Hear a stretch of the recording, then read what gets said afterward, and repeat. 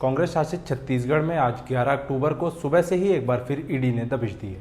लगभग 8 ठिकानों पर चल रही छापेमारी में मुख्यमंत्री ऑफिस की उप सचिव सौम्या चौरसिया से जुड़े 2 ठिकाने और साथ ही भारतीय प्रशासनिक सेवा के 3 अधिकारियों से जुड़े ठिकाने भी शामिल हैं। हालांकि मुख्यमंत्री भूपेश बघेल कई बार खुलकर बोलते हुए सामने से अंदेशा लगा चुके हैं कि छत्तीसगढ़ में छापेमारी की कार्रवाई की जाएगी।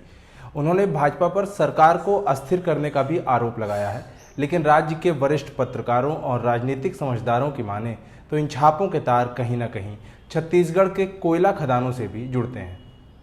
अक्टूबर 2022 में रायगढ़ कलेक्टर रानू साहू, जयप्रकाश मौर्य और समीर बिश्नोई सहित आईएएस अधिकारियों के परिसरों पर छापेमारी के साथ ही रायपुर में राजनेताओं और नौकरशाहों के करीबी माने जाने वाले व्यवसायी और चार्टर्ड अकाउंटेंट सूर्यकांत तिवारी से जुड़े ठिकानों पर भी छापेमारी की जा रही है।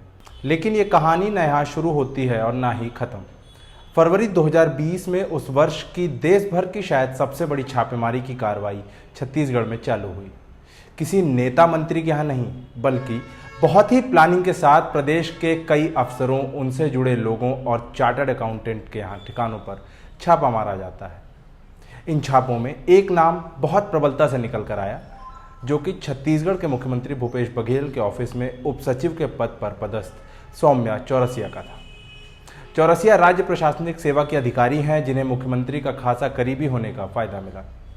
सौम्या चौरसिया से जुड़े ठिकानों पर छापा पड़ने के बाद ही मुख्यमंत्री बघेल ने प्रधानमंत्री नरेंद्र मोदी को कांग्रेस शासित राज्य में असंवैधानिक और राजनीति से प्रेरित छापे का आरोप लगाते हुए पत्र भी लिखा था।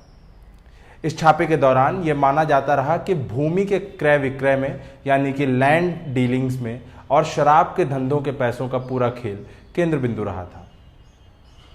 लगभग 2 वर्ष बाद जुलाई 2022 में आईटी की एक और रेड पड़ती है। इसमें फिर से चौरसिया से जुड़े ठिकानों पर दबिश दी जाती है। साथ ही इस बार माइनिंग से जुड़े कारोबारी सूर्यकांत तिवारी पर भी छापा मारा जाता है।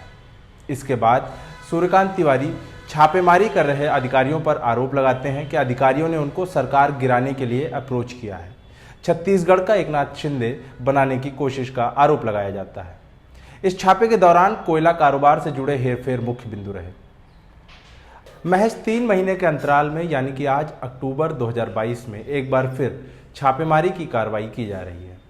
छत्तीसगढ़ के एक वरिष्ठ पत्रकार की माने तो राज्य सरकार आईटी और ईडी की कार्रवाई और 2020 में हुए कार्रवाई से निकले जो भी सबूत हैं उनको रफा दफा करने का दबाव बना रही है, तो वहीं केंद्र सरकार और औद्योगिक घराने कोयला खदानों को चालू करने का दबाव बना रहे हैं। ये दोनों ही तरफ की प्रेशर पॉलिटिक्स आखिर छत्तीसगढ़ की राजनीति में किस हद तक हस्तक्षेप रखेगी, आने वाले विधानसभा चुनावों पर इसका क्या असर पड़ेगा, देखते सुनने जानने के लिए बने रहिए हमारे साथ क्विंट हिंदी पर।